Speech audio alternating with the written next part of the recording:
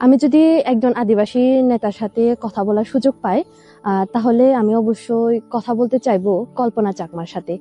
আপনারা অনেকেই জানেন কল্পনা চাকমা ছিলেন পাহাড়ি নারী অধিকার কর্মী এবং উনি আমাদের পাহাড়ের একজন শক্ত ভয়েস ছিলেন, যিনি কিনা অন্যায়ের বিরুদ্ধে কথা বলতেন, শোষণের বিরুদ্ধে কথা বলতেন এবং পাহাড়ের কথা বলতেন। আপনারা জানেন কল্পনা চাকমাকে অপহরণ করা হয়েছিল। তো কল্পনা চাকমার সাথে যদি আমার কখনো দেখা হয়, তাহলে আমি উনার অপহরণের পরে উনাকে যে কষ্ট বা দুঃখ, যে নিপীড়ন করা হয়েছিল, সেই কষ্ট, দুঃখ এবং নিপীড়নের কথা শুনতে চাইবো। এবং আমি বিশ্বাস করি কল্পনা চাকমা অপহরণ হওয়ার পরেও দমে যাননি এবং দমে যাবেন না।